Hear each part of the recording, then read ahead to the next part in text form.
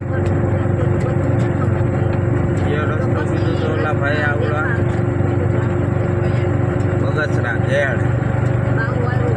બગસરા ઘેડ બરાબર ત્યાં નીકળશે ને